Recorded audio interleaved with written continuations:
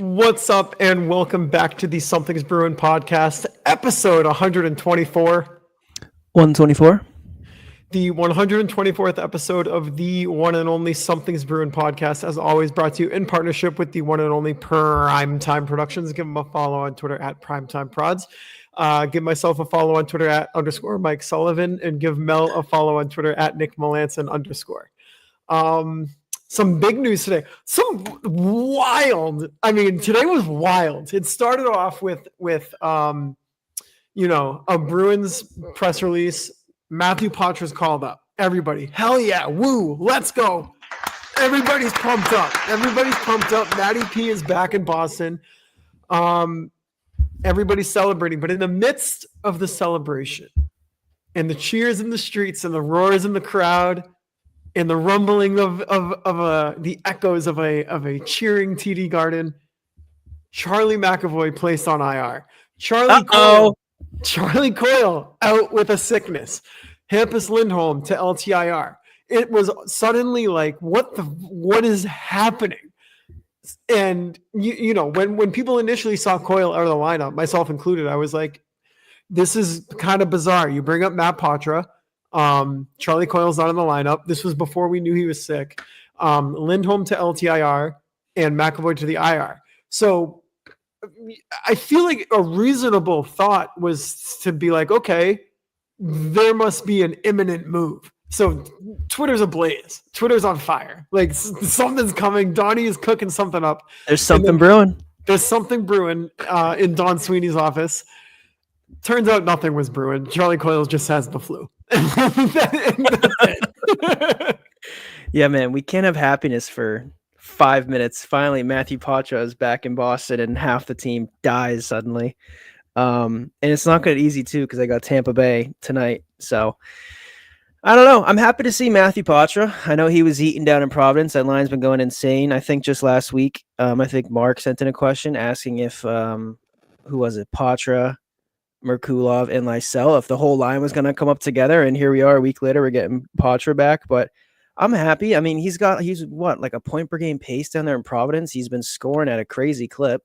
I'd like to see if he can keep some of that magic he's been showing down in Rhode Island alive up here in Boston, because they're going to need him now. Like you just said, Charlie Coyle's out, and God knows who's going to be the next domino to fall. But dude, Hampus Lindholm, long-term IR. I didn't know that his injury was going to be keeping him out for that long.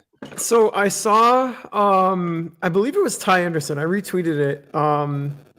He's not going to be out for the whole season. This was something that they had to do for cap flexibility to make the money work. I want to find the retweet just so I don't. How much does it save him? This I'm not sure, but this was Ty Anderson. He said just to have the cap space necessary to make the recalls they made. Lindholm is expected back before the end of the regular season, so this isn't them gaming to get extra cap space for addition. So they're not pulling a Vegas Golden Knights. Or a Tampa. Yeah. But we were talking about it last week, right? And I put this on Twitter yesterday, actually, and lo and behold, Poitras's here. But would you rather, in terms of development, in terms of Poitras, in terms of Lysell, in terms of Merkulov, would you rather have them, with the season as it is, as chaotic as it is already, somehow still in a playoff spot, would you rather have those three play top line minutes in the AHL, say, I don't know, 20 to 23 minutes in the AHL, top line minutes, power play minutes, or would you rather have them play maybe, I don't know, 15 to 17 minutes, not really getting power play time, but be in the NHL and playing NHL competition? Like, where do you stand on that? I think I prefer to leave him in Providence. And it sucks because I want to see him play. I want to see him play in Boston. But like the state of the team right now, like they're not. This team is like a dumpster fire, especially over the last couple weeks here.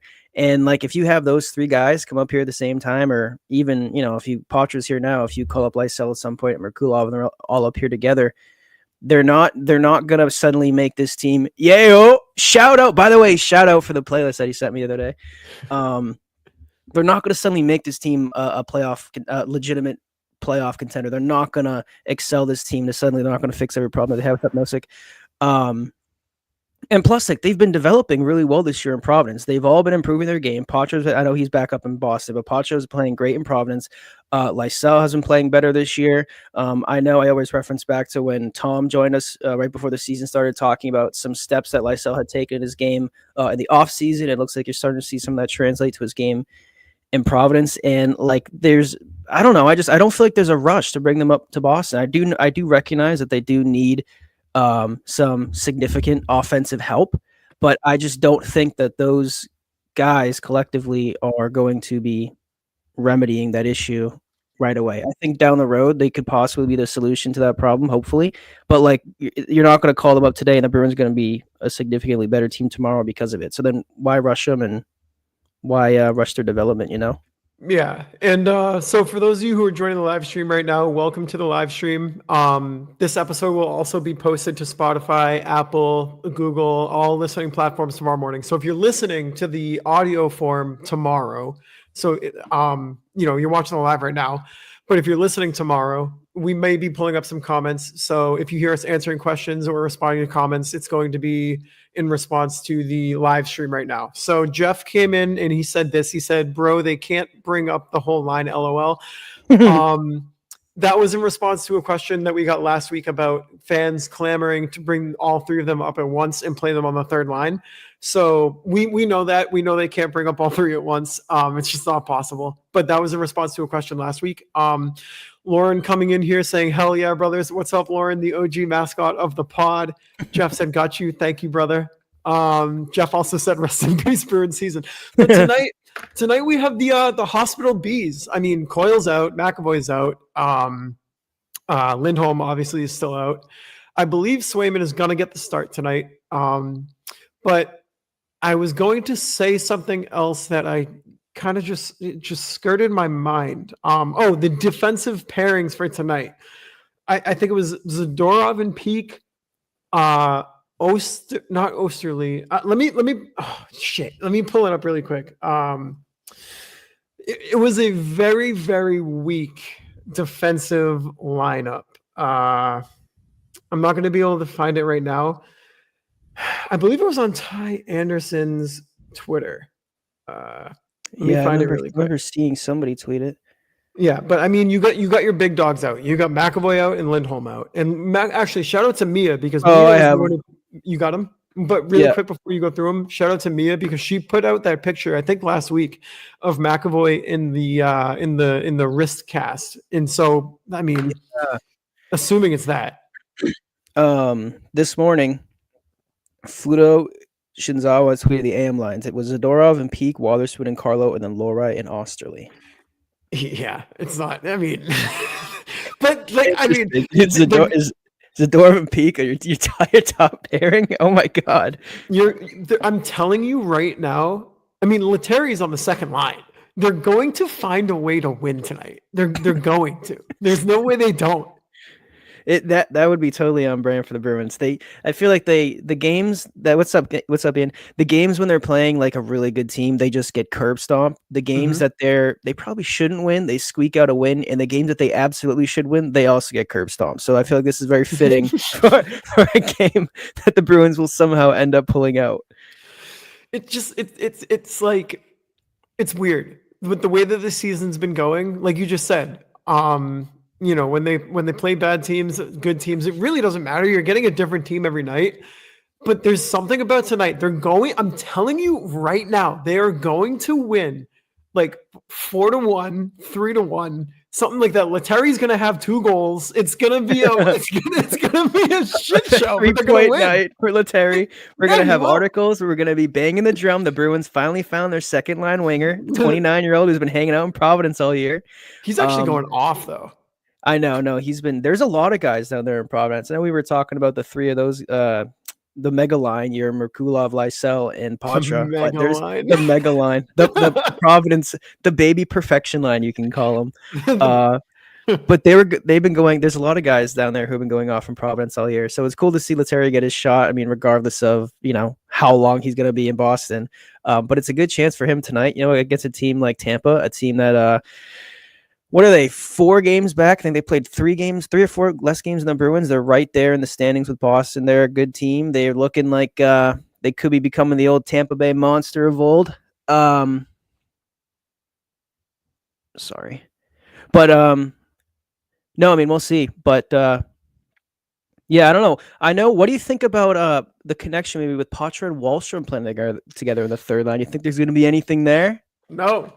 Dude, I'm hopeful, man. I mean, no. I mean, maybe it's who is it? It's Wallstrom, Poitras, and Frederick. Is that the line? Yeah. Mm-hmm. It is the line. I mean, it has the potential for fireworks. It does. I mean, maybe Poitras can help unlock some of Wallstrom's offense. I mean, he got a goal last game. He got his first of the season, so that's a positive sign, I guess. It's just kind of tough to gauge right now because he's not really getting any consistent time. He's not really getting a consistent line either. But you're right. Maybe Poitras can help unlock something there. Excuse me. But I did want to say, Tampa Bay overtook you for third place in the division. They've played 41 games. They're 2 points up on you. You've played 45 games. So they have 4 games in hand on you. And mind you, Ottawa is 2 points behind you, and they will have 3 games in hand. So you got to start winning. You have to start winning, especially these games. These division games are huge. They're huge. And these past 2 seasons, we've been lucky enough as fans of Boston to, watch them on a night in, night out basis where they have like a 10-point lead on second place in the division. And it's like, okay, like just, wake me up in April when we're in the playoffs. Granted, it only lasted 1 round / 2 rounds in the second year, but this year is different. This year is competitive. This year, there's so much parity in the league. There's really only a handful of true trash bag teams, and those truly trash teams are they got young guns. They got Celebrini, guys in Anaheim, Jackson Lacombe, Cutter Gauthier. Those teams that are at the very bottom are actually, making their way back to relevancy. But the Bruins are in a weird spot where they've been dominant for a decade plus now. Everybody knows best record in the NHL in the last decade, but no cups to show for it. You have 2 trips to the Stanley Cup, but you have no cups to show for it in the last decade. And I guess maybe if you want to take 2013 away because it technically wasn't this last decade, you can. So one cup trip that you should have won, everybody knows that you didn't win. It is what it is. But the Bruins are in such a spot right now. They have some expiring UFAs, some expiring RFAs. You got veterans like Coyle, Marchand, kind of aging out. Obviously, Marchand's deal is ending. Coyle is making, I think, $5.5 million. So if you're Don Sweeney, like, what do you do here? What do you do with this year? With this year, you have your first round pick. Like, what do you do? Where do you go from here? I think you probably consider quitting your job and hitting up Indeed and maybe see if anybody's out there hiring. Dude, I don't know, man. It's tough. This team's got some holes. They need some help. It's the same problems that we've been talking about now all year. And I know that it's not like there's players being traded left and right now, but the trade deadline is coming up. I'm hoping that they have some sort of plan in place as to players that they're targeting, who they're looking at. I think we're going to get a lot. We're going to know the direction that this team is taking for the rest of the year come the trade deadline, if they're going to be buyers or sellers. The problem that they have, that you and I have, that everybody's been talking about seemingly all year, for the last handful of years now, it's felt like, is they have no assets to make any sort of move. All I've been seeing is that Boston's been talking to Vancouver apparently about JT Miller and Elias Pettersson. And I don't know if we can trade them like Jason Tatum or if we can throw some Celtics players in the deal, but there's like nobody on this roster, or even like, or if you are able to put a pack. I tweeted the other day, some like insider or whatever in Vancouver was like, yeah, if Boston wants like Elias Pettersson, they're gonna have to cough up either Laura or Poitras and then throw in like Trent Frederick or Zaka. And I was like, what? Okay. Like, what the hell? I think it would be even more. No, I know. And I was like, holy shit. Yeah. And then like, I was like, let's do this thing. And then I was reading the replies and everybody was like, are you stupid? Like, why would, not to me, to the person who like had the report, they're like, why would Vancouver ever do this? Like, that is, they're it's nothing for, a 26-year-old star. And And it makes me laugh because, like, that would be great if Boston could somehow swing a deal. But, like, who the hell are we giving up? If you are able to put together a legitimate package that Vancouver would take for one of those two players, you would be depleting whatever. I mean, if you traded NHL players, like if you wanted to include Frederick, Zaka. I mean, I think Frederick is probably gone at the end of this year anyways, but like keep adding to that list of players that you would have to send over in a deal like that. And suddenly, like, yeah, you have JT Miller or you have Elias Pettersson, but you also just lost, 4 or 5 potential NHL players, or you have no prospects really you can trade. So they would really have to get creative, I feel like, any sort of deal. And then even just to make the money work. Because Yes. because Mia tweeted at me last week, or not at me, I was probably subtweeted because I was tweeting about the Bruins hopefully getting Pettersson. And she was like, by the way, like Pettersson has like an $11 million cap hit. Like the Bruins would have to like trade probably your favorite player if they wanted. I think the way it was worded, it made it seem like they would have to include McAvoy or a player like that. And like, I mean, people have been having. There's been some crazy talks about McAvoy this year in terms of his value because he's had a really poor season. Really, the last couple of years, you've kind of seen him take some step backs in his game. But I don't know, man. I'm still not trading McAvoy and any kind of deal. I feel like to get Pettersson or JT Miller, I would love those guys in this team. And if there's a way that they can get creative to do it without like gutting this team's roster, then let's get crazy and let's do it. But I don't know. But it also depends too on just how bad things are out there in Vancouver, because I don't know if they're conspiracy theories or what, but like there's been a lot of stories that the two of them apparently hate each other. They're getting asked about it in the media. I've seen like stories about it on TikTok. People are tweeting they're writing novels about it on Twitter. So I don't know the truth behind any of that, but I mean, if things continue to sour in Vancouver and if they're still not playing as well as they should be in this season, who knows what they would be taking for a player like one of those guys, Wait, JT Miller and Elias Pettersson don't get along? That was the rumor? Apparently not. Yeah. Who started that? Rich Keefe? He didn't swing and miss on Pasta and Marchand, and then it's a good one with Elias Pettersson and JT Miller. Oh my God, Rich! Please start talking about Austin Matthews and Nylander or somebody up there. Like, let's just go around the league and start rumors. But I don't know if there's any truth behind that. But I know it was the point where I think JT Miller got asked about it in an interview, like post-game interview, and he was pissed, and he was like, enough of these questions. He's like, if you want, I'll go grab Elias right now, and we can do this interview together to prove to you guys that we're fine. But when there's smoke, there's fire, I feel like. And like, there's been enough people talking about it now. And even like, it would be one thing if it was just like fan theories, which I feel like you see a lot. And like, I'm not tapped in with Vancouver. The only Vancouver game I've watched this year is when we watched Jake DeBrusk shit on the Bruins. And that's about it. And the occasional highlight on Twitter. So like, I don't know if there's any truth behind it, but I feel like once the media starts asking questions, I don't know if Vancouver's media is anything like WEEI or what some of the stations we have around here, but I feel like it adds a little more chance that there could be some truth behind it. Yeah. I mean, if we're talking about Elias Pettersson and JT Miller, right? Elias Pettersson is making $11.6 million AAV. Holy shit. Yeah, that's a lot. I'm out on that solely because of that. Not solely because of that, but I mean, I'm not taking on that contract. JT Miller is also making $8 million for 5 more years. That's a pretty big contract too. JT Miller's a dog though. If you put, say, like player A, player B, you don't see their faces, their names, nothing. You just see player A, player B. Player A being Elias Pettersson and his style of play, the way he goes about his game. Player B, JT Miller, the way that he plays and the way that he plays, or the way that he goes about his game. Take the salary out of it. I'm taking JT Miller every single time. Elias Pettersson is a very, very, very good, very, very skilled player. That doesn't get by me. Everybody knows that. But those types of players, talking Elias Pettersson and the skill and kind of soft, doesn't usually translate very well to playoff hockey. And I can't remember if this was this past playoff run or 2 seasons ago playoff run, but Elias Pettersson did not have a good playoff. Yeah, I was going to say he was horrible. Terrible. And JT Miller, on the other hand, I mean, he's played for the Rangers. He's been in Vancouver for a while. He knows playoff hockey. Was he part of that Tampa team that won the cup too? He might have. Honestly, that's a good call. He might have been. I don't, on the top of my head, I don't know. But he has that kind of style. And like, Shout out Ethan Moriarty, Ethan 1.0. He said Hey, Miller has Bruin DNA, and he does. He plays that kind of style of hockey. The only thing is $8 million for 5 more years.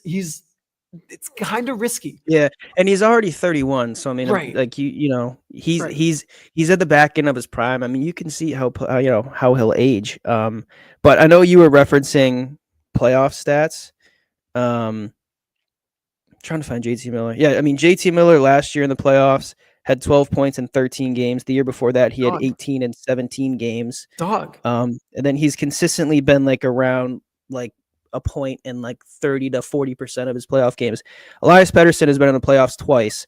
Last year, he had 5 points in 13 games, including 1 goal.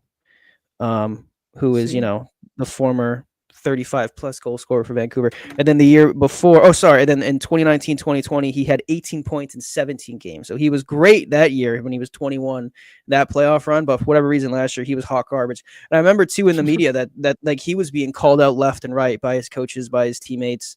Maybe not his teammates, but if I'm not mistaken, I believe it was his coach who called him out, saying that he needs to be better in the playoffs.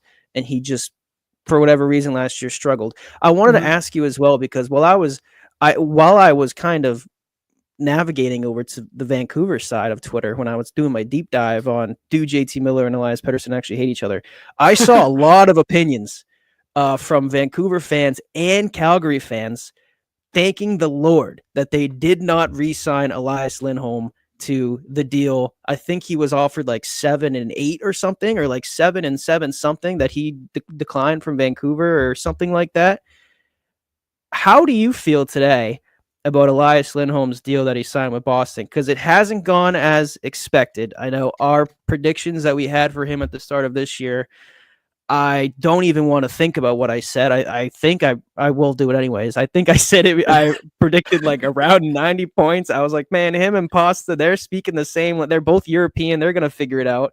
And that has not gone anywhere close to how I expected. But to be fair, you could say the same thing for just about this entire Bruins roster. But, 7 or 6 more years at 7.5 for Elias Lindholm. How are you feeling about that? I'm fine with it. The cap's still going up. This is only Lindholm's first year here, and the team around him is kind of, iffy at best. Yeah. Because I mean, the only goal scorer that he has is Pasta. Who else is scoring goals on this team? But that, I think that right there, though, I think is where it gets a little worrisome, because how much of his game do you think relies on who's around him? Because when he was in Calgary and he had Johnny Gaudreau on one side and Matt Tkachuk on the other, he was pumping 30 plus goals and 80 plus points every season. Matt Tkachuk leaves and suddenly he's struggling. He goes to Vancouver. Like, he's been a shell of himself ever since of those former seasons offensively, ever since he lost that power line. And this is what I saw a lot of Calgary fans and Vancouver fans saying as well. So I just thought it was interesting. I remember before he came to Boston too, and it wasn't just like us thinking this now, like before he even signed with Boston, there were plenty of naysayers, Bruins fans, who were saying like, we don't want him because he's a product of his line. And I just like looking at the numbers, like for face value, you'd be like, yeah, maybe there's a little something there. But I don't know. I mean, like you said, it's only his first year in a 7-year deal, new city, new team, new country. He's been playing in Canada for the better part of his career. So, there's stuff there, but hopefully he'll be able to figure it out. And not even just him, like you said, too, the rest of this Bruins team as well. But at least Swayman's been playing well the last couple of games. At least we have that to hang our hats on. Yeah, he has been. But even to just go back to the whole, Miller, Pettersson, Lindholm, Vancouver saga, I think the Bruins are just trying to become Vancouver, because you got Lindholm, you got Zadorov. Now you're trying to make a move for either JT Miller or Elias Pettersson. And now you're struggling in the regular season. It's I want Connor Garland. Like, I think I want to be the Vancouver Canucks. I think I want to bleed blue and green. I think that's my true calling. You know what's funny too is you and I were texting about it the other day, but you were just destroyed on Twitter for your Connor Garland mock trade last year, whatever the hell that was, to the point where people still it's like part of like Sully lore now. Like, people who know, and people who don't. Like you had a tweet the other day about, I think it was you talking about, it had to have been you talking about like a hypothetical trade somebody from Vancouver to Boston. And I came in joking like, oh, like, can you give us a Connor Garland tweet? And then people were replying like, why would he do that? Like, oh, you're there for I that know, part if of you the get it, like I'll say right now, if you're somebody in here who understands the Connor Garland lore, then you're a real one. If you You're a real one. understand the Connor Garland lore, because I don't have the picture of the trade. I think you have it screenshotted. I can find it. Yeah, no, but Probably have it in your favorites album. The best part was that when you originally made the trade, it was so egregious that it became larger than life. Like it became like you were no longer like, what's your Twitter bio? Like mailman by day, host of Something's Brewing by night. Like you were just Connor Garland mock trader. Like that was who you were. But looking at it now, like the trade isn't even. I'll read it. So Vancouver would get Fabian Lysell, Matt Grzelcyk, who ended up leaving, and a 3rd round pick for Connor Garland, 30% salary retained, in a 2024 3rd round pick. Doesn't sound too fucking bad, does it, Mel? Hindsight's 2020, but can you read? Do you have like the poll too, like the numbers? How many votes? Yeah, I do. You had over 2,600 votes, with 68% saying no, and that really doesn't do it justice. Because if you read through the replies, like people like wanted to dox you. Like that's how bad this trade was. Like it was so bad. They were coming for your life. They were gonna find you. People called me names and terms and words that I cannot say on this airwave right now. But if it was, I'm surprised they didn't get suspended. They're lucky I didn't report them. I don't report anybody, but you could have got suspended. and they always say that hindsight's 2020. And like at the time of this trade, like it was admittedly pretty bad. But like looking at it now, like Fabian Lysell, he's played one game in Boston. I mean, I know he's still only like 22, 23. We don't know what he's going to become. Do you feel any better today about Fabian Lysell than you did when you tweeted this on October 18th, 2023? No, I feel the exact same. We've seen one game of Fabian Lysell since that tweet. Yeah. It was last week. And you would also be trading Matt Grzelcyk, who's not in Boston anymore anyways. So that's fairly a wash. And then you're swapping this year's 3rd round pick for what is now last year's 3rd round pick.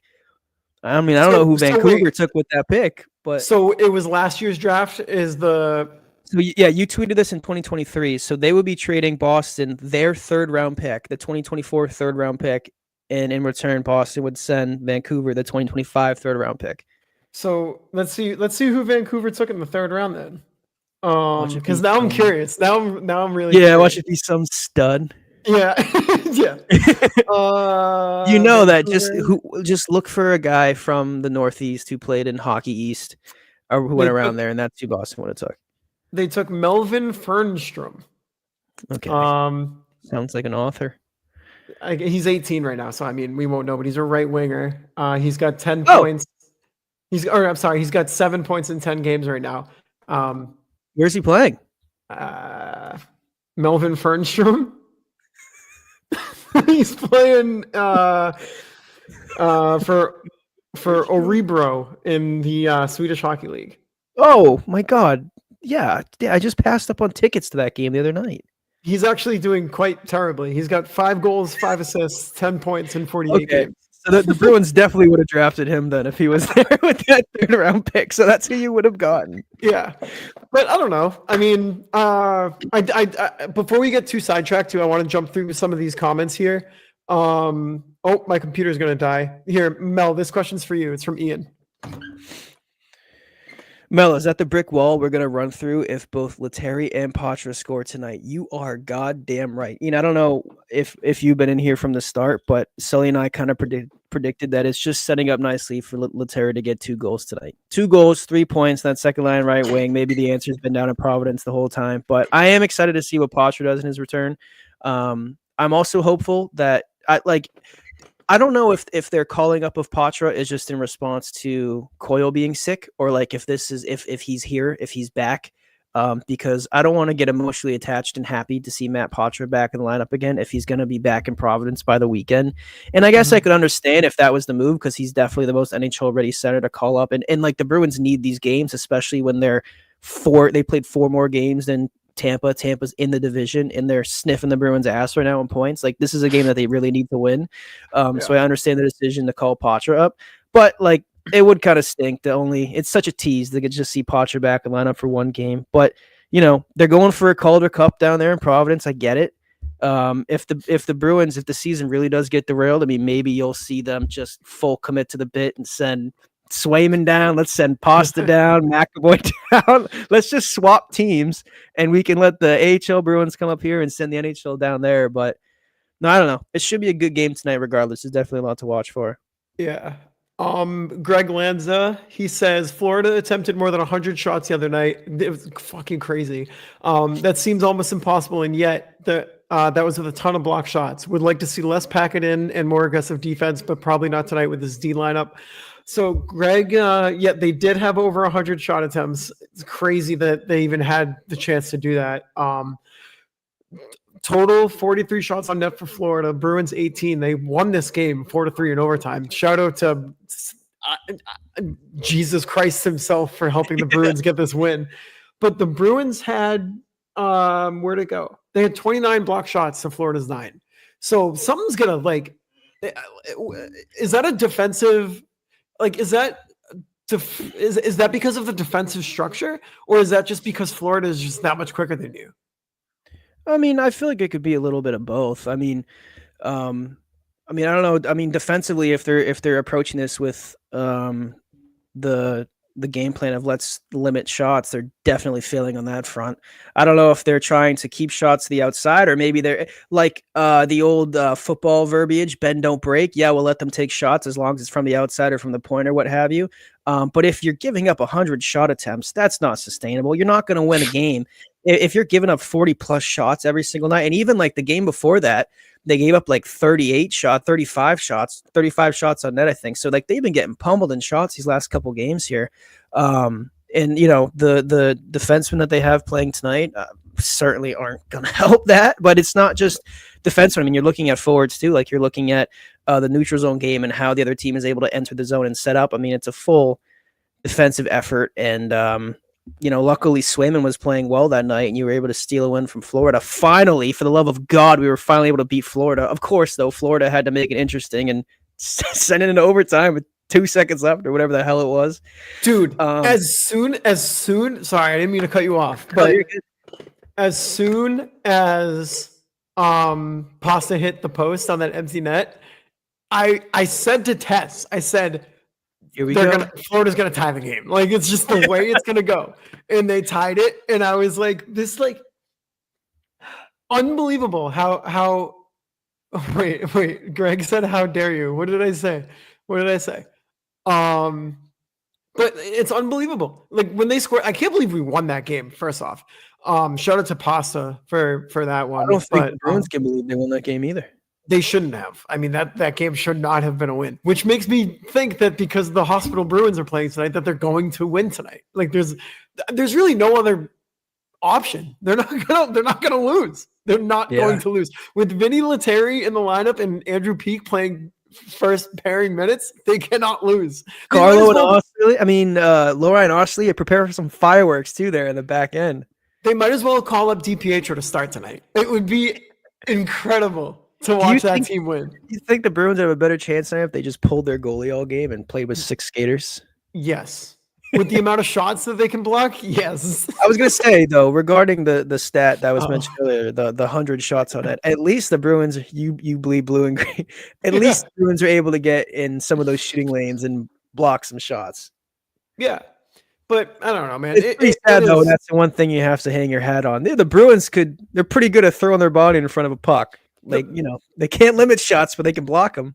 The Bruins, the Bruins might not be able to score. They might have one of the worst power plays in the league. Their PK might be ass, but God damn it, can they step in front of that puck? And this is without Derek Forbert, too. Like, it makes it all the more impressive that they're able to block shots at such a rate. Who has a better save percentage? The Bruins defense or Jeremy Swayman? Hand up. That's tough. That's tough. We might have to look at StatMuse for that one. We might have to. I think it might be the Bruins defense because technically they haven't let up any. Well, I don't know. I'll do an advanced stat deep dive on that later. But I did want to touch on one more thing before we get to the Twitter DMs. Greg says they give up so many shorties. It would probably be worse if they were 6-5 all game, That's or fair. 6-on-5 all game. Where was it? Mark said, "Good evening, gentlemen. 4-2, Mike." I think it's a 4-2 win. Vinny Lettieri gets a hat trick, and then I don't know. Let's say Beecher gets an empty net. No, Osterley's getting an empty netter. Osterley gets the empty net. Maybe Locked Parker up Wotherspoon in. scores his first goal in a Bruins uniform. He could tonight. I did want to get to one more thing though before we move on to the Twitter DMs, and this is regarding Morgan Geekie.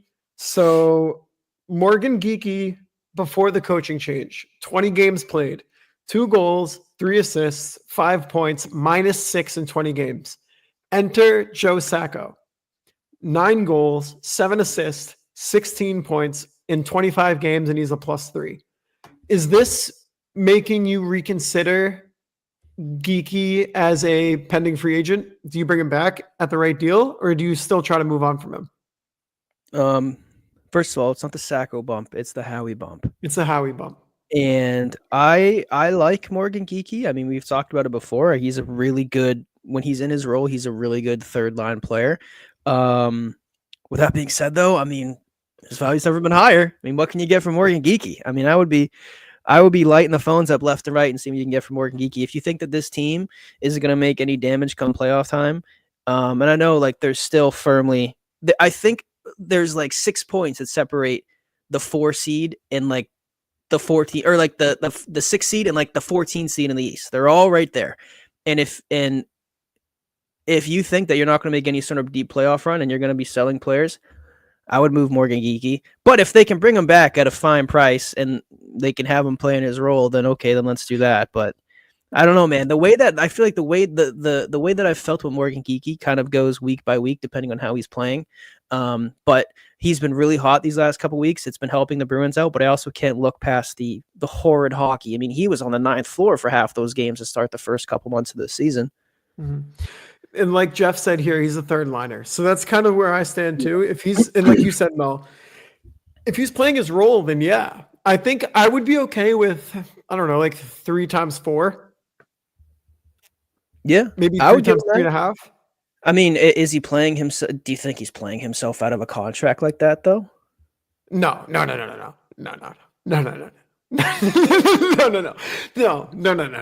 There's no way. Like maybe some desperate team will throw like 5.5 at him.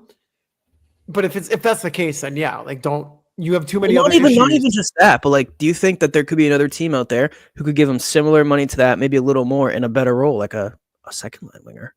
I mean, maybe it's possible, but I mean, if he's playing that role, I don't think that's why he left Seattle and came to Boston in the first place, for an expanded role here. Yeah, and that's true. He's at that point in his career. He's 25, 26 years old. He's not getting any younger. And I'm not saying that in the sense of the Bruins need to give him a better role. I'm just saying that like maybe if you're gonna be brought to free agency by freaking Morgan Geekie, and he's like been the hottest player on earth for the last 2.5 weeks, I would think that there'd be more value in moving him now while his trade value is high, if the Bruins season is continuing to unfold the way that it has, and if you're not entirely confident that he's going to return in the offseason. Because how many players have we seen now leave this team in the last couple seasons? You have absolutely nothing to show for it. And I'm not saying that they made the wrong decision and like you needed Jake DeBrusk to make anything happen in the playoffs. Like, you know, they're the ones who traded for Orlov. They're the ones who traded for Bertuzzi. But like, I don't know, like it sucks to watch them walk away and you have nothing to have to, you gain nothing from it. When you have a player like Morgan Geekie, who was like unmovable to start this year, now suddenly he's hot. Maybe teams are looking, maybe they're interested, maybe come trade deadline, teams are calling about Morgan Geekie. I would ship him the hell out of here if you weren't confident that he's going to have any sort of impact on this team making some noise in the playoffs. Yeah, I mean, that's fair. I do love Morgan Geekie, though. We're all part of the geek squad around here, but it's time to be realistic on what this team is right now. We need assets. We've been talking about who can come save this franchise? Who can we trade for? And we keep coming back to, damn it, it's on us because there's nobody that we can trade. If you can trade Morgan Geekie for any sort of valuable draft pick, God forbid the Bruins take another swing and miss in the draft anyways. But still, if you want to trade him for a draft pick or a young player, or I don't know what the return for Morgan Geekie would be right now, but if it's anything that could put this team in a better position for the future, whether that be a trade asset or maybe a young player who can stick around here for a little bit and make some noise, then I'm all for it. But it is Morgan Geekie we're talking about, so I don't know what the hell his value would be. Yeah, and that's the thing with me too. It's that if you're gonna trade Geeky, don't try to go get some like 32-year-old guy who's supposed to help you right now. Like, look at the team. Look at the team. Marchand's aging out. Coyle's aging out. Coyle's sick today. Coyle's sick. So you're gonna have to plan for the future. Like this is 2015, but a little bit worse. It's a little bit worse than 2015. Because you still had guys like Bergeron in kind of their primes or entering their primes at that time. But I think 2015 too. Didn't we have like an 18-year-old Pasta? Maybe actually. Because didn't he score in that Ottawa playoff series? I don't know. Yeah, no. So Freddie put in Taylor Hall. No success. Yeah, trade for Taylor Hall. I think Freddie was joking because there's no chance that you trade for Taylor Hall. His time in Boston was awesome, but it's over. Pasta was in Boston. He was 18 years old. So at least during those teams, at least we had David Pastrnak. Right, but and like we have Matt Pasta right now, who's good, but he's not Pasta. Like you need. Yeah. That's why I'm terrified. Like, you have a first-round pick for the first time in forever. Do not move it. Oh, me and Mark are on the same page. I said this, and this comment just pops up. I hope they don't move the 2025 first-round pick. That's what I'm terrified of. Do not move that pick. Ow. That pick. I'm hopeful that, the Bruins brass, the management is realistic on, where this. Are you okay? I like slammed my finger in between. That's so sharp. Do not move this pick. Do not move the pick. Tear down that wall. Don't, Mr. Gorbachev. Do not trade, Mr. Sweeney. Do not trade that pick. No, I would feel like Bruins management. I'm hoping that they're starting to get it, and that they're realistic on the state of this team, and more importantly, the future of this team and what it's looking at. So, and especially too, like a lot of these teams that you've seen, who have kind of made the turn from irrelevancy here in the last 4 to 5 years, they've all been nailing on draft picks. And I'm hoping that now that they have, like Mark said, and that you said, the first round pick coming up that they will hopefully not trade. And now they have some of these higher draft picks now that suddenly we're going to have some top 3 round draft picks all of a sudden in a couple of years, that they're going to do some more research into who to draft, because some of these misses have been just brutal to see. Like, I know, like, we're still early.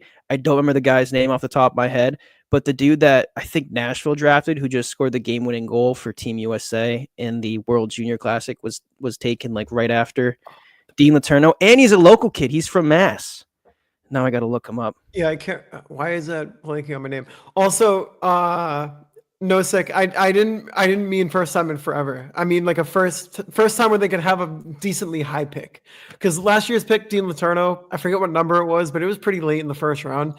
If the Bruins, continued to play the way that they are, it's a long shot, but they could be in contention for a lottery pick. It's true.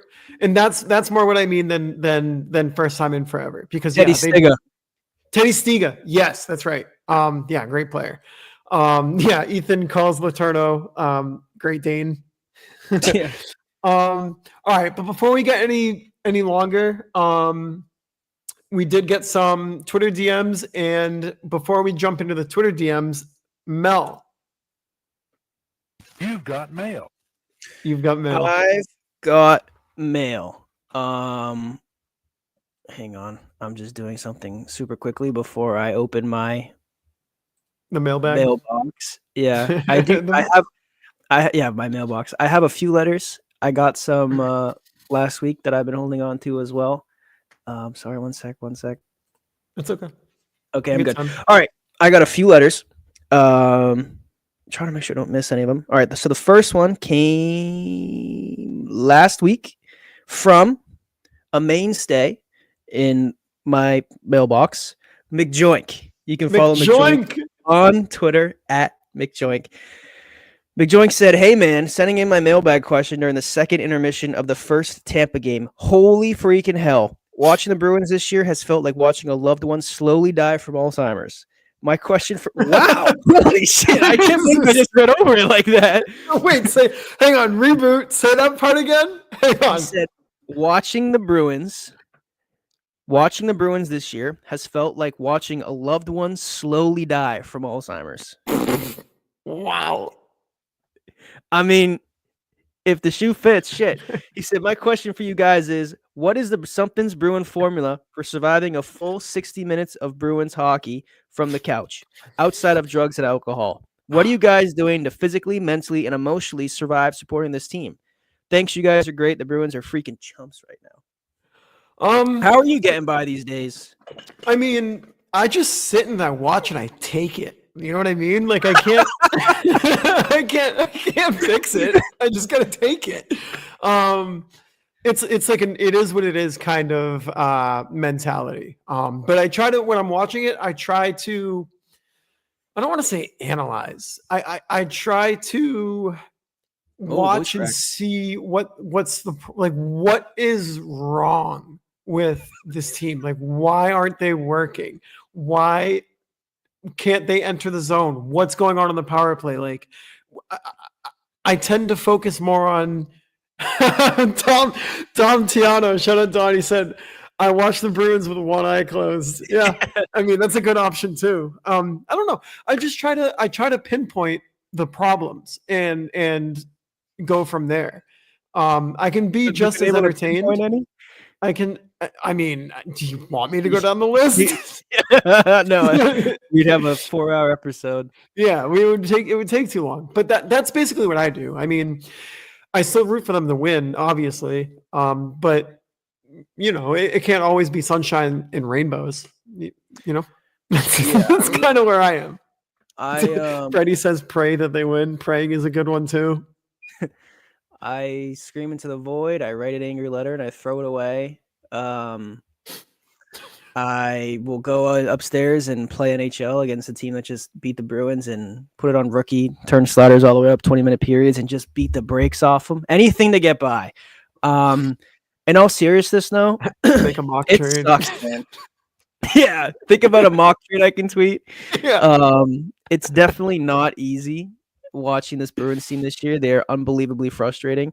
There is some other great hockey in our backyard. I think No6 said it in the chat. You can always watch the baby Bruins play down in Providence. You can always watch the PWHL. There's some good teams around there. You can watch the Celtics. They've been playing insane as of late. As of late, I should say, for like the last 4 years. But you know what, man? We just got to get through it. And you can say that when the Bruins win their inevitable Stanley Cup, this year. Maybe next year, maybe 2 years from now, maybe a decade from now, you can always say, you know what, it was worth it. It will taste that much sweeter because I sat through the entirety of the 2024-2025 Boston Bruins season and I deserve this. Yeah. I mean, you can't always be at the top of the mountaintop. You think when people climb, what's that, Mount Everest? You think when people climb Mount Everest that they just get dropped off at the top and they're like, hell yeah, I did it. No, you got to start at the base, climb up past all the frozen bodies that didn't make it, and you reach the top, and it makes that feel better. So this year's Boston Bruins team is like climbing Mount Everest, essentially, is what I'm saying. And we are at the base.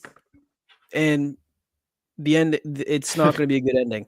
But it's almost like, he said, without drugs and alcohol. It's almost like when you play like a video game, you get a new video game.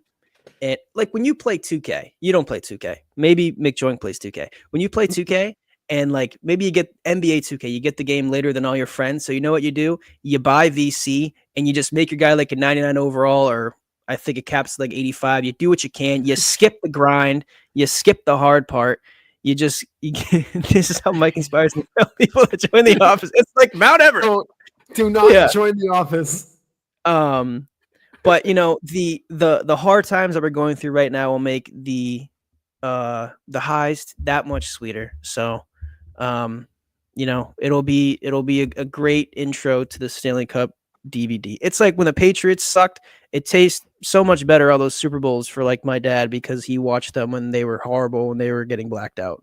Yeah. And also we're all in this together. So yeah, it's just, it goes in waves. And right now we're in a downslope. And then guess what? Once we hit the bottom, we'll start to climb back up. It's just, that is what it is. You can't be dominant forever. You have to go through these periods. All right. Next letter is from, he's back, our friend from across the pond, Jack. Let's go. You can follow Jack on Twitter at @AjackB_. Jack said, "Evening, guys. Last pod, you tried to get some chirps for Tampa and Florida. Surely for Tampa, you can remind them that they're not even the best team in Florida, let alone the league. Then for the Panthers, you could let them know that they've had more team logos than cups. Our special units really are as useful in the G as lasagna, aren't they?" Whoa. Lil Wayne. Those are some bars. We concede on the kill and we concede on the power play. It's becoming comedic. I wake up, scroll through Twitter, see the Bruins gif that indicates we're on the power play, and then see goal, insert name of opponent here, tweet 10 seconds later. I actually think the gif the social media team uses to post we're on the power play takes longer to run its full cycle than our power play unit takes to somehow concede.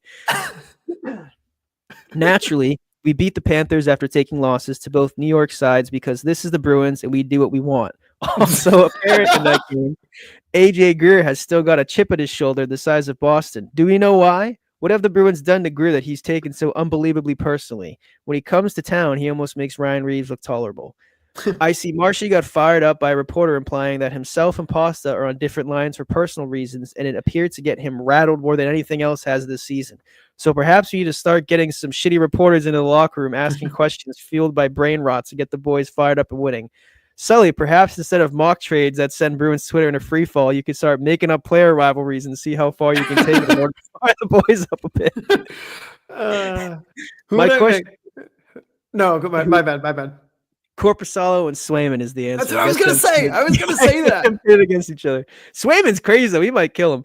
My question for you this week, if you were the GM, what are you guys doing as the deadline approaches? What sort of team are we? Are we buying or selling? Do we write the playoffs off, or do we aim to sneak in as a wild card and cause an upset and have a crazy cup run? Cheers. Definitely not buy. I don't even care where you are in the standings at that point. Don't buy. Maybe be a conservative seller. Sell off your UFAs. Sell off some RFAs if you don't think you can get a deal done. But don't buy. This isn't the year. Like, I don't even care if we make the playoffs. I know if you make the playoffs, any team can win, and that's very true. And I believe in that wholeheartedly. But the odds of this team doing anything major in the playoffs, I won't say it's zero, and I won't say I'm rooting against it, obviously, but I'm not willing to mortgage the first round pick or the limited youth, players that we have in the system to try to make a run this year. And when I say sell, I don't mean sell off guys like McAvoy. I don't mean sell off guys like Pasta. I don't mean sell off guys like Carlo. But with what you can sell. And then Dom says, even if they get in and don't buy, no one wants to face the Bruins in round one. I guarantee it. And that kind of goes back to what we've been saying. This team is kind of built for playoff hockey, but it's you got to get there. And the offense just has a tough time getting there. And, it is what it is. Yeah. No, I agree with everything you just said. I was trying to think of what to add to it, but I definitely under no, unless this team can show to you that they are worthy of adding pieces to, I would not waste whatever limited assets, whether it be draft picks or players, to get that. And even so, it would have to be a really good player to just get one guy to come in here and turn this offense around. They need help. They need some significant help offensively. I think we talked last week. They've scored the 5th fewest goals in the entire league. One player isn't going to, you have a 60+ goal scorer on your team. Like one player is going to come in here and magically change it all of a sudden. Right. Okay. Next, thank you, by the way, for the letter, Shout out Jack. Jack. Sending it across the ocean. Our next letter, like next DM, is from a good friend of the pod, Seth. You can follow Seth on Twitter at SethIRoth10. Seth said, "Good afternoon, fellas. Florida trip with the family was fun. Even if Boston lost in Tampa, their arena is really friggin' cool. And going to Sunrise for the first time was cool too. That arena is also cool. So happy they won there, even though they were nearly giving me a heart attack in the stands. Questions. Who do you think are the Bruins' best trade bait pieces?" He's got another question, so we'll go with this one first. Should we do like top 3? Yeah. Frederick is for sure one. Yep. You got to think maybe a guy like Lysell. Depends on what other teams see him as, and if the Bruins are willing to move him. I'm assuming they are for the right deal. And then maybe Charlie Coyle. Those are my top 3. If I'm another GM looking at realistic trades with Boston. Yeah, I definitely think Frederick is number 1 as well. I think Coyle would be a really good trade piece. The only thing that I think might scare teams away is that salary he's making. Yes. That cap hit would make it a little difficult. Yeah. So I'm going to say Morgan Geekie because of what I was saying about him earlier, the way he's been playing as of late. Mm-hmm. Tom agrees. And then I'll get on and I'll say I'll say Lysell as well. I didn't want to say Lysell because I was trying to think of who teams would be asking for. Because usually, if you're making a trade deadline team and the other team is selling, they're selling, NHL caliber players who can potentially be the missing piece for a Stanley Cup run. I think that Trent Frederick could be that piece. I think that Geekie could be that piece as well for teams that are missing some depth on their third line or bottom 6. Lysell isn't going to help anybody right now, but you never know. I mean, if we're talking about players that the Bruins are likely to trade, I do think Lysell could be there, but we'll see. Okay. He also said, if you were in Don Sweeney's shoes with a trade deadline coming up and the Bruins are still as inconsistent as they have been over the last little stretch of time, what do you do? Do you trade for skill players? Do you retool on the fly, trade for early round picks, or not much? Some other approach I didn't think of, I'd be keeping in mind the short-term future and maybe the long-term if desperate. Yeah. I mean, I'm looking at long-term right now. I'm really looking at long-term because the only players in your system that you have right now are Patra. Lorai's already up with Boston. He can't go back down to Providence without waivers. So he's with your team no matter what. I'm looking more long-term. And and Nosek also added, Freddie has minimal value until closer to the deadline. I agree with that. I don't even know what you can get for Frederick. If it's just a draft pick, if it's maybe a prospect, his value cannot be high right now. It can't be. Yeah, especially because even not just play on the ice wise, but even talking about it seems like he's probably given to be gone after this year, anyways. All right. Next question is from resident rock eater on the pod, DJ. You can follow DJ on Twitter at DJ23808. DJ said, "Guess what? You've got mail." 2 questions, 2-part question. You've got mail. First, why is it that Korpisalo has recently come back down to earth statistically? Is it the defense, or is Corpy truly becoming a pumpkin? I think this is just Korpisalo. Yeah, no. Also, it doesn't help that he gets a start once a month. Yeah, no, that definitely doesn't help. Korpisalo was probably playing the best hockey of his life for the last couple months here. Goalie Bob definitely had a big part in that, but you can't wake up and suddenly be a really good goalie when you haven't been one for the last 6 or 7 years. So I think it's part of him coming back down to earth. I do still think that he's better than advertised. I'm definitely higher on him now. I think he's a better goalie now than I thought he was, when the Bruins first traded for him. And the defense doesn't help either. Like you said, 100 shot attempts against Florida. They've probably, the last 3 games alone, I would not be surprised if there was over 160 shot attempts against Boston. They've been getting pummeled in shots. When was the last time Korpisalo started, actually? Had to have been last year. Actually, no, you're probably right. Let's see. Korpisalo's last start was against. Yeah, he's only played in 14 games. His last start was against the Islanders, January 5th. So he has played this year. But wow. Yeah, I mean, he doesn't play that much. Swayman's your number one. He's supposed to be your number one. He's played. Wait, 1, 2, 3, 4. He's played 5 times since Thanksgiving. Yeah. Yeah. Jesus Christ. He like doesn't play. Yeah. Oh my God. Okay. Wait, who's running out of time, Mark? Sorry. The second part of DJ's question is Swayman has been on fire recently, and with Lindholm going to the long-term IR and McAvoy in IR, now do you think the Bruins attempt to trade for a defenseman considering they've lost their top 2 guys? No. Mark was talking about Freddie. Oh. No, I don't think I don't. so. A defenseman isn't. I mean, the Bruins, yeah, they need help defensively, but they still really need help offensively, and they already have very limited assets. And if they move those very limited assets to fix what should be a temporary problem with McAvoy, and Lindholm is on the long-term IR, but he is coming back this year, then that would significantly handcuff any chance you have of getting any sort of offensive help this year whatsoever. So I think you kind of just have to ride it out defensively and hope that the guys you have can hold down the fort until McAvoy is able to make his return. Yeah, and defense, your defense is set. Your decor is fine. Well, maybe not fine, but it's should be fine. This team just makes no sense.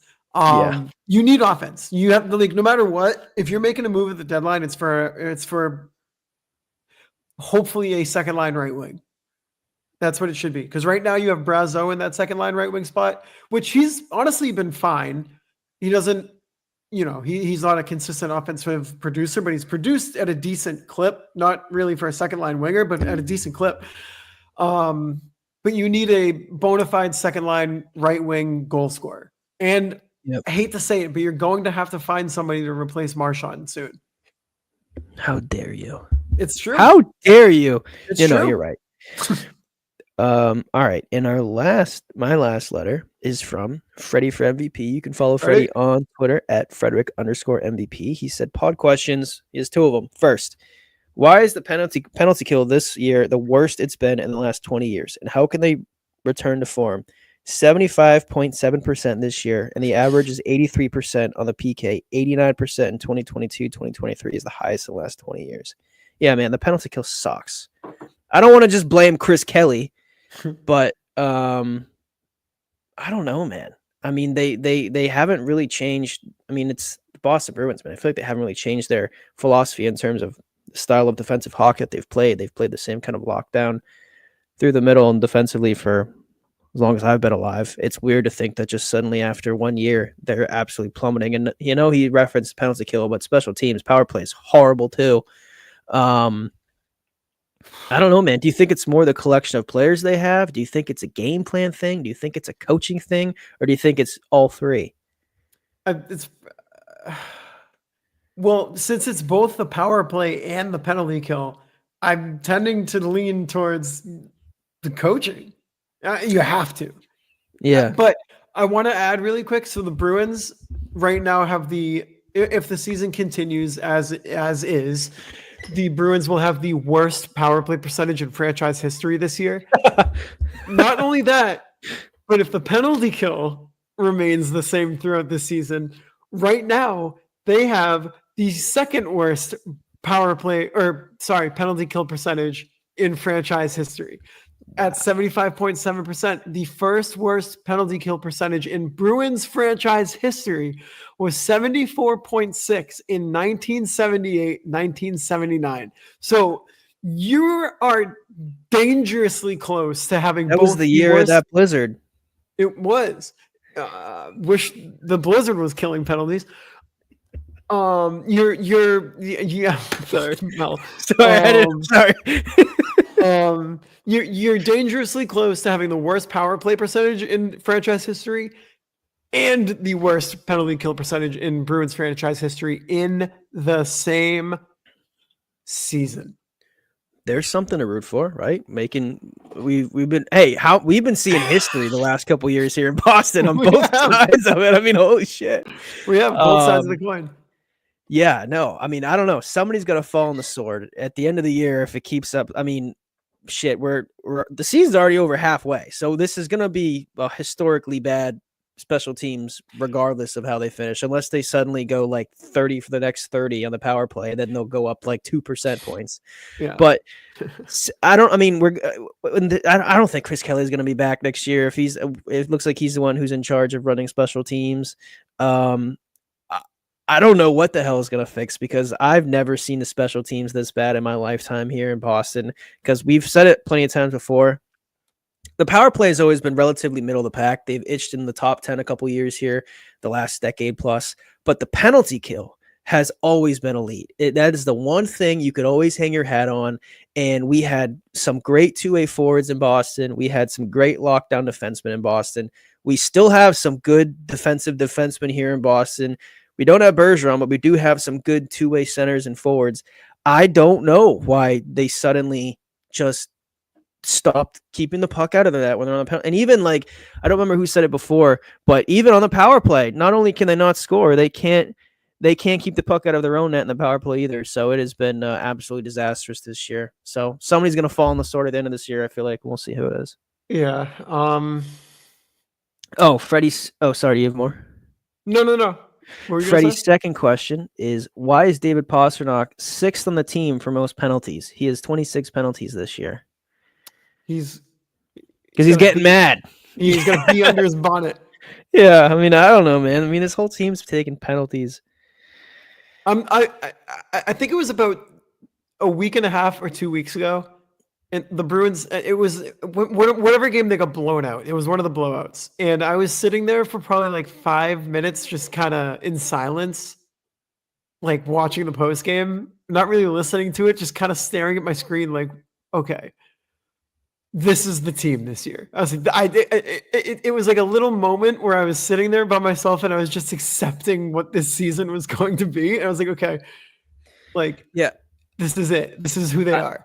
I mean, there's only so long we can keep saying they're about to turn the page. We're going to get to April 1st and we're going to turn the page. Hang on. The team you've seen the last 75 games, that was the warm up. This is who they're going to be.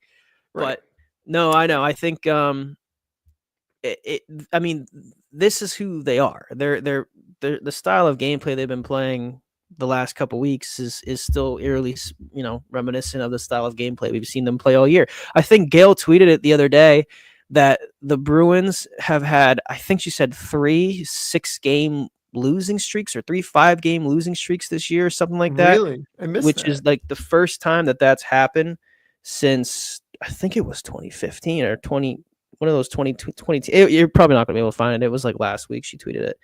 But the only consistent thing about this Bruins team is how inconsistent they've been playing. I think we've said that 1,000 times this year too. But it's you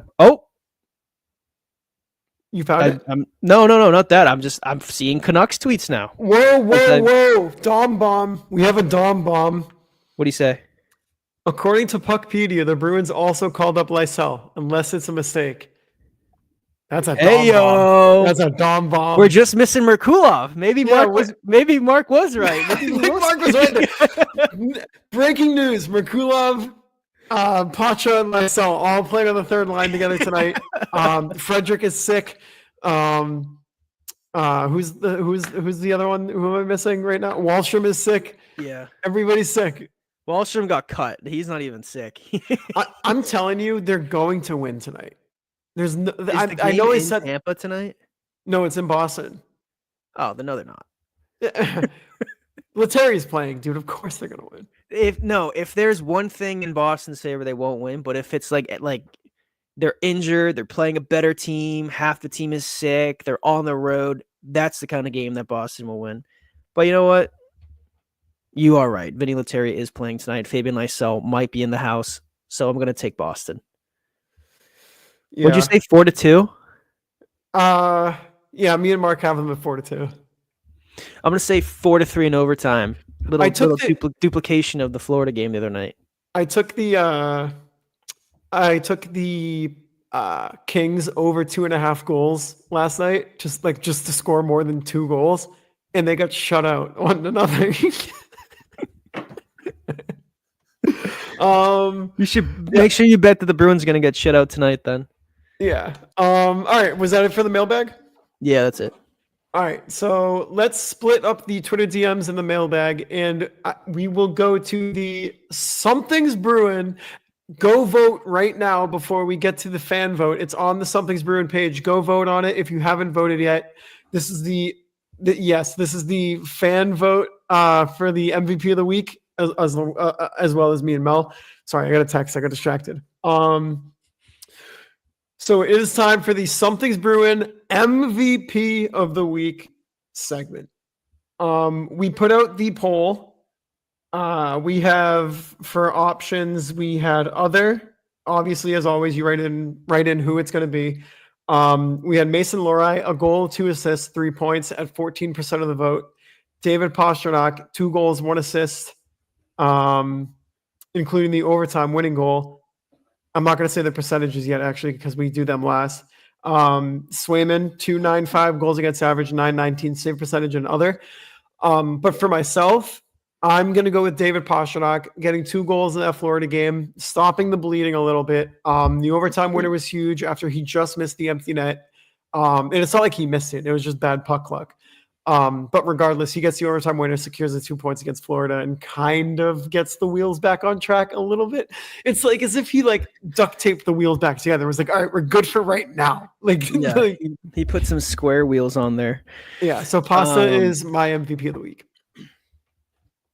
This one was tough for me. I was trying to think of who I wanted to award it to. I mean, they got thumped last week by Edmonton. They got the shit kicked out of them by Tampa. I recognize it did beat Florida. They were outshot by double. They almost lost the game. It shouldn't have even gotten to overtime when you're winning with that little time left.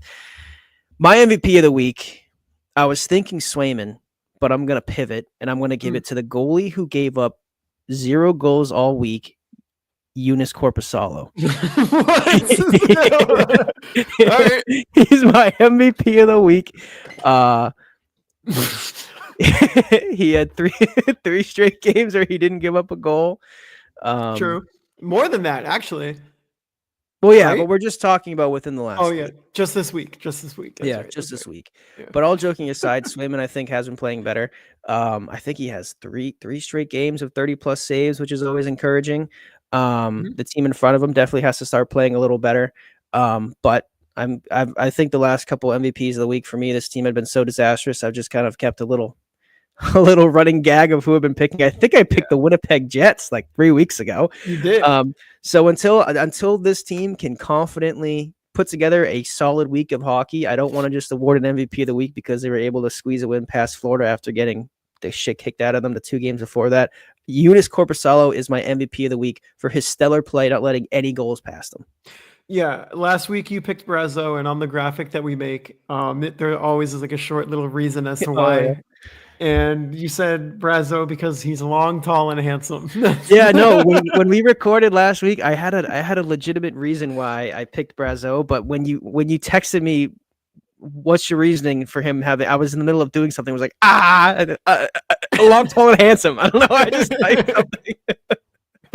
I was typing it into the graphic and I was laughing. But so for the fan vote, we have Mason Lorai at 14%, other at 6%, and that 6% every other reply was Geeky. So Geeky's still getting some love. Pasta at 26%, and Jeremy Swayman is your fan voted MVP of the week at 54% of the vote. 295 goals against and a 919 save percentage over this last stretch of games this week. So congratulations, Jeremy Swayman, David Pastrnak, and Jonas Corpusalo as the MVPs. Swayman deserved. I did vote for him in the poll. Yeah. Oh, did you? Yeah. All right. So let's really quickly now, because Mel has some packing to do. The kid is going down to Georgia. Yeah, you got Georgia. He's going to Georgia. So he's going to pack up. So we will go through these questions that you guys sent in. And let's start with our mainstays. We will start with Laura at King of Ping 18, Zaka's biggest fan. She said, "Hello, boys. Hope you all had a good week. Mine has been completely full of Bruins and robotics, so woohoo. My question for you guys is what the expectation of Matty P and the other boys all up? How long do you think they will be here, and who could they possibly take the spot off if needed? I think Poitras, like you said earlier, I hope he's not only up here for like a little bit and then he goes back down. I kind of, if he's up here, he's up here. Also, yes, Charlie Coyle he's in warm-ups right now, so I think he's a game time decision. But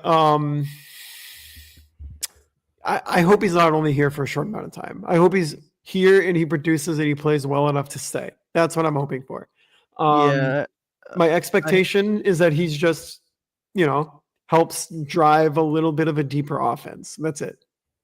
Yeah, the more I think about it, the less I'll be surprised if he got sent back down. I hate saying it, but yeah. I think, with the unexpectancy of Coyle not feeling well, they had to call somebody up, and he's the one who makes the most sense in Providence because of how NHL ready he is. Mm-hmm. I would like to see a little more of Poitras in Boston, of course, because I'm a big time fan of Matty P. But we'll see this weekend if he's still with the big club or not. But expectations for him, I don't know, man. Like you said, I think as long as he can keep some sort of reliable offensive, not even just in terms of like goal scoring for him, but just offensive pressure going, so they're not pummeled in their own zone all game. That is what I'm looking for tonight. Breaking news: Charlie Coyle is in the. Okay. What did Mark just? The mushrooms are kicking in because Mel is getting eaten by that brick wall. Mark, you dog. Mark, you're supposed to microdose. It's a game night.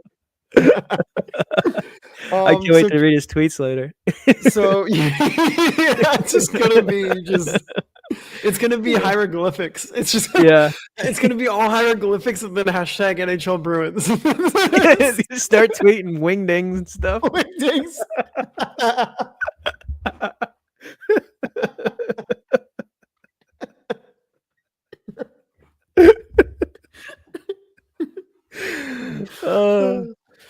So shout out Laura. Her mom didn't come in with a question this week. We'll wait for it next week. But going over to our other mainstay, E 2.0 dangles Deke's death court at Incredible Mr. E7. I don't even have to look at my phone for that anymore. I know it by heart. Mm-hmm. Tampa Bay is benching Braden Point tonight. Wow. See, I'm telling you. Boston? I'm telling you, the Bruins are going to blow out the Tampa Bay Lightning tonight. I'm telling you. Is Vasilevsky playing? I think they have Ben Bishop. Oh my God. Ethan 2.0, his two-parters. He said, pod question. With McAvoy hitting IR, Lindholm hitting LTIR, where do we go from here? Personally, here's my 2 cents. Take it or leave it. I'm just a dude with internet access. He said, trade Freddie, trade Geeky, trade Coyle, trade Carlo, maybe. My point here is trade for picks. Maybe get one forward in return, in quotes, Garland. Let's let Merck, Lysell, and Potsy ride out the rest of the year because TBH, I don't see us making a deep run if we make it at all. Address the elephant, call the kids up, start getting a young core that can click and get the team in the right direction. I have some usual suspects from last as trade targets. Okay. As targets for the blue line. He said Mario Ferraro 4 times 3.5 or 4 times 3.25 million, becoming UFA in 2026. He's also 26. Mikey Anderson 25 from the Kings, just signed an extension in 2023, 8 times 4.125. So I don't know how well that'll fit with the listed moves I said. Anyway, looking forward to the deep dive and the rest of the show, boys. I mean, I'm kind of with you, dude. I want draft picks. Let's go, Emily. Emily said I would do anything for Garland to be a Bruin. Give away the entire team. That's fine. Can I say something really quick? Mm-hmm. I'll allow it. Remember when, and this isn't in the same realm at all. I'm just saying that. But do you remember when Jared Carabas recruited David Price? Yeah. Connor Garland is my David Price. Oh my God. I'm just saying. I was afraid you were going to have another analogy like what you said on the live stream last week. What did I say on the what was I comparing that to? What was the power play, saying how like I'll say it again. I don't care. The Bruins No, power play. no, we're No, not it's gonna fine. go there. It's not even. No, it's not even bad. If like we were talking about the power play and the way it's set up and why it keeps failing, and I said like the main play is for David Pastrnak to get the one timer, and every team knows that, so they defend against it, and you kind of don't have any other weapon there to deal with. So what I was saying is, I said, You're doing the Trump hands again. if ISIS, I don't even. It had to be in the moment. I don't even know what I'm saying anymore. You don't tell your game plan to ISIS because then ISIS is just going to defend against it or run away. It's the same concept. You don't just run one play. Everybody knows you're running past a one timer. Don't do that anymore. The comp was better on the live stream. That made no sense. If you watch the live stream, you would get it. But yeah, just a ridiculous analogy given every single country or anybody in the world you could have picked. But regardless, yeah, there goes Mark. yeah. I don't even remember what the question was, but I do know that Ethan has been talking about Mario Ferrara for a while now. He was talking about him. He was talking about him last year when I was talking about Air Duclair, and I failed to get Duclair to Boston. Air Duclair.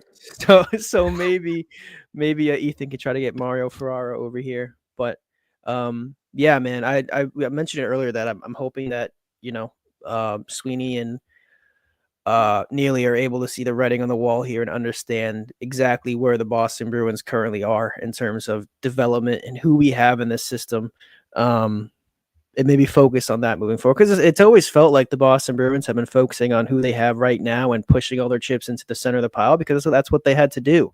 And now we're kind of at like there are no more chips to push into the pile. You've already cashed all of them. You got nothing to show for it. Like now it's time to build something back up here. So I don't know, whether it be draft picks or young players or whoever it's going to be. I am looking forward to see what they're going to be doing at the trade deadline and come the offseason. Yeah, me too. It's going to be an intriguing rest of the I've never sat through. I don't remember sitting through a trade deadline or an offseason like on this side of being a hockey fan. Like the Bruins were always the one buying, or like they were always the one making the moves, it felt like in the off season for the most part. And now like it feels like I don't like what do we do? Like we're kind of stuck and something's got to give and decisions have to be made, and it's going to be weird. Yeah, it's bizarre. Honestly, maybe the last time that this has really happened was like the early 2000s, mid 2000s, when the team was really rebuilding. But we'll see what happens. Who knows? Who knows? Braden Point is not playing tonight due to missing a team meeting. Yeah, Bill. Oh, no, I heard you say he wasn't playing. I didn't hear you say it was because he missed a team meeting. I thought this was in the same. I thought that was in the same chat. That's my bad. That was a separate chat. My fault. Yeah, my fault. it is. It is your fault. Hey, that's on me. That's on me. Props to you for taking accountability, though. Accountability. It's all about accountability. I messed up. Mel, I apologize. Hey, okay. All right. Thanks. Thank you. The next question comes in from Jason at Bassett Bruins. Shout out Jason. He wrote a hell of an article today. It's on Primetime Prods. He said, I'd like to hear some bold predictions and your hottest of takes for the remainder of the season. And if the Bees do miss playoffs, do you think a change is made in the front office, or does Sweeney get one more coach? Expectations for the rest of the season? I don't really have any expectations, but I think I expect them to kind of play the same. And if anything, maybe flounder a little bit and fall in the standings, which is going to lead to a conservative selling team at the deadline. If they do miss the playoffs, I think that Sweeney's gone. I don't think he gets another coach. I think he's gone. They don't let him. They do not let him draft. I think he's gone. I don't know if this is technically considered a hot take or not, but my hot take will be that the Bruins miss the playoffs, because I think that if they, to your point, if they continue floundering, I think that if they continue floundering and playing this style of inconsistent hockey, I feel like the right hockey decision, I don't know if they're going to do it, but I feel like the right hockey decision would be to start selling off some of these pieces. And basically when you start selling off these pieces, that's kind of waving the white flag on the season. Okay, we'll see you next year. And I think that could potentially be the move that has this Bruins team missing the playoffs if they are sellers at the trade deadline. What was the second part of what you just said? Damn it. If the Bees do miss playoffs, do you think a change is made in the front office, or does Oh Sweeney get yeah. one more coach? Yeah, no, I think that we're like knocking on the door here of changing a lot of things. And I think if the Bruins really want to go for, if they're selling at the trade deadline, they're getting draft picks, and if they're doing more of a rebuild as opposed to a retool, yeah, you got to get a new set of eyes in here, and you got to have a different front office making those decisions. And Sweeney's had a good run here. He's been here for what, 10 years. He won an Executive of the Year award, 2 Stanley Cup Finals appearances, or one Stanley Cup Finals appearance. But besides the point, Uh-oh. Uh-oh. I think Mel froze. This happens once a year. stream. Oh, there he is. Oh, was I disconnected? Yeah, you're good now, though. You're back. Oh, if the Bruins truly want to turn the page and start anew and really do a rebuild or a true deep retool as I think they need, then I think it starts with probably getting a new set of eyes in here up top. And also, and if you're bringing in a new executive team or GM or whatever, you got to have that guy bring in a new coach too. Just makes too much sense with the expiring deal with Sacco or whatever is going on with him in the offseason. Yeah, and I want to say too, like, I understand if Sweeney gets fired, he gets fired, but he built a never won a cup, but he built statistically the best team of this decade. So it's hard for me to say he's a clown and he doesn't know what he's doing, because he gave us 10 plus years of great hockey. But if they miss the playoffs and this team has the limited assets that they do, that's on him, and he should go. So shout out Jason, again at Baston Bruins on Twitter. The next question comes in from our guy Paco Yacht. Give him a follow on Twitter at Paco Yacht. Paco Yacht. Oh, Globes tomorrow, Paco. Sorry. Paco said, I agree with you guys that we should just ride out this season. It's just not our year, and I don't want to trade more draft picks. One of my friends wants to ship out Coyle, Frederick, Hampus, and Lysell for Pettersson. Scale 1 to 10. How insane is that? Feels like a 10 to me. I say it's an 8, just because I feel like you're not giving up well, you are giving up a lot for Pettersson, but I just don't want. I don't want Pettersson. I don't want Pettersson. I don't want him. He makes too much money and he's soft. We don't need more soft. We don't need to become the Vancouver Canucks. We already have Zadorov and Lindholm. We really want to add Pettersson. We will become the Vancouver Canucks. Oh God, don't put that in my head. We're already like a fourth of the way there. Yeah, and they're becoming the Boston Bruins. They have DeBrusk and Forbrick. And is it a surprise that both teams are at the same kind of point in their season right now? Yeah, no, it's not. Yeah, no, I'm with you. I'll give it an 8. Yeah. So shout out Paco at Paco Yacht on Twitter. This one comes in from Frederick for MVP at Frederick_MVP. He said Morgan Geekie is insane. The first 20 games, 5 points, 2 goals, 3 assists, -6 in the last 20 games, 15 points, 8 goals, 7 assists, +2. What is your prediction for his next 20 games? I'm going to say 12 points, 4 goals, 12. What did I say? 12 points? Yeah. 4 and 8. 5 goals and 7 assists. That's my guess. This is over the next 20 games? Yes. I'll put him at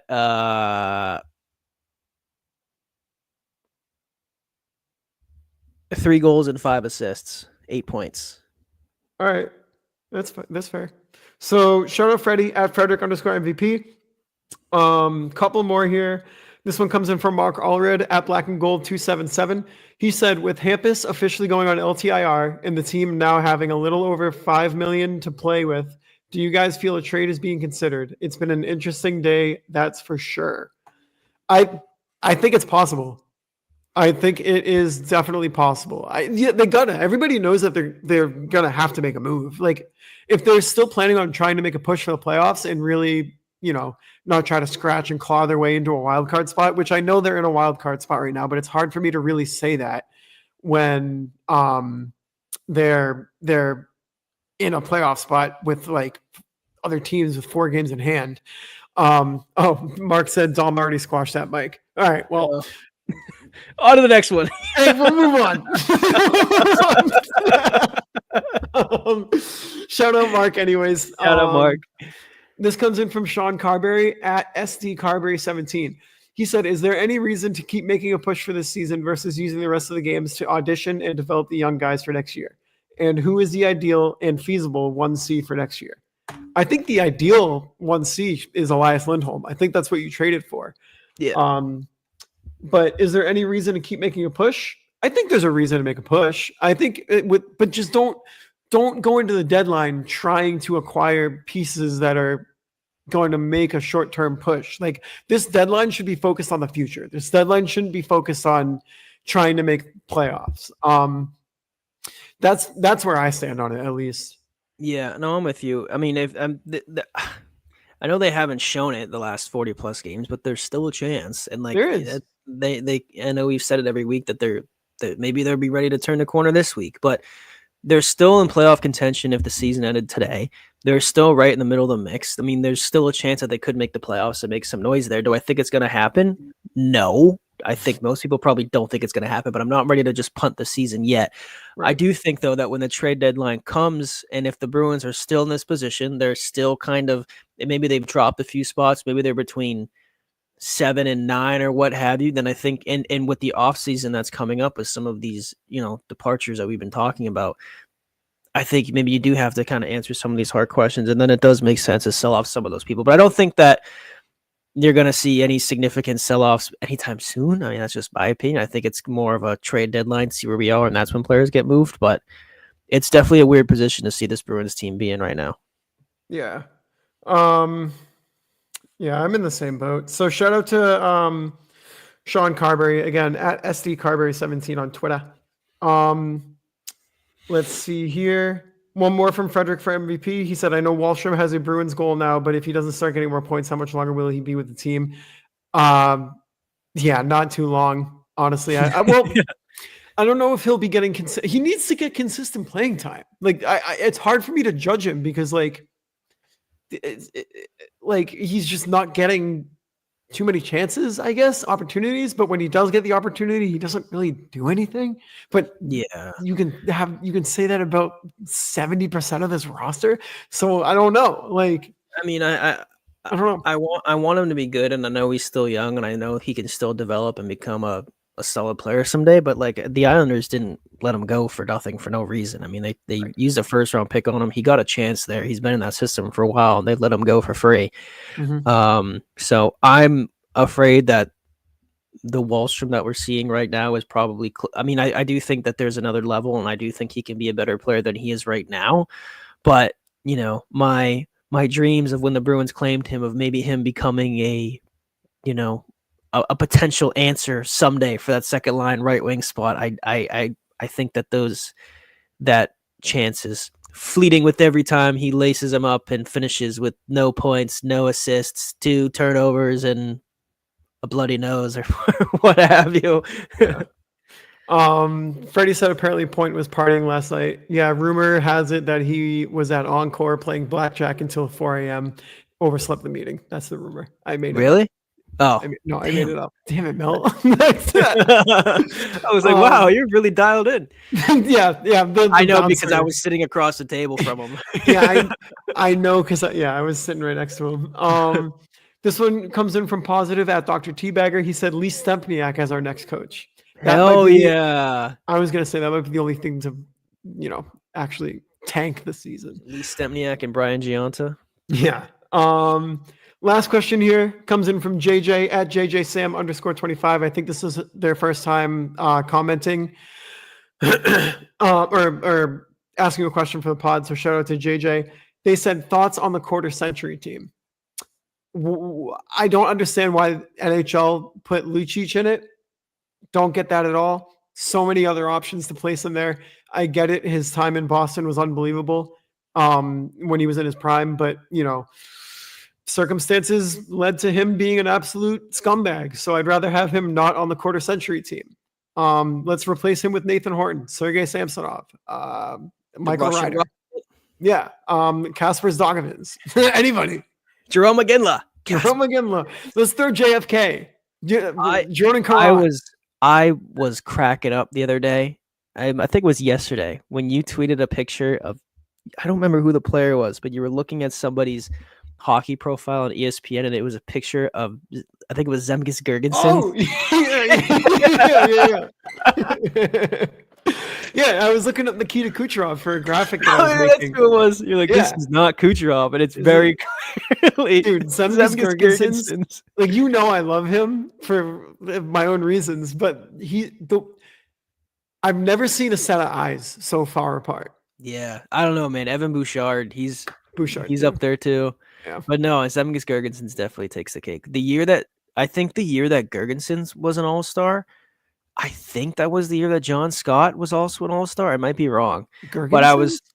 Yeah, Zemgus Was an Girgensons was a All-Star? one-time All-Star because the entire country of Latvia voted him in. It was like That's a whole thing. that's right. That's right. And the year that John Scott was an All-Star captain or whatever, I was cleaning out my closet the other day and I have a T-shirt of like it's a John Scott All-Star T-shirt. I think it might have been in Nashville that year. Don't quote me, but it looks like a guitar pick, and it's like a picture of John Scott, and there's like all like this design behind it. It was like John Scott All-Star. I should wear it next time we record because it's pretty cool. I don't even think I've ever worn it before. I just bought it because it like. Yeah, I'm gonna have a John Scott All-Star T-shirt. Are you kidding me?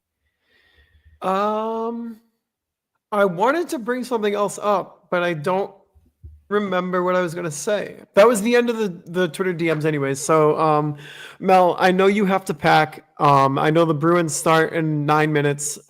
So this was episode 124. This episode will be out tomorrow morning on Spotify, Apple Podcasts, Google, whatever you're listening to us on. It will be live there tomorrow. So if you missed the live stream or you're just tuning in and it's late, we will be live tomorrow morning as well on all those platforms that I just said. I want to remind everybody that we are presented by Primetime Productions. Give them a follow on Twitter at Primetime Prods. Give myself a follow on Twitter at _Mike Sullivan, and give Mel a follow on Twitter at Nick Melanson _. Real quick, Mel, prediction for tonight. 4-3 win in overtime. 4-2 win for the Bruins. All Shout right. out Mark. Me and Mark are on the 4-2. I can't wait till it's the second Here comes period. a 3-0 loss. Yeah. I can't wait till it's the second period and Mark is tweeting out wingdings and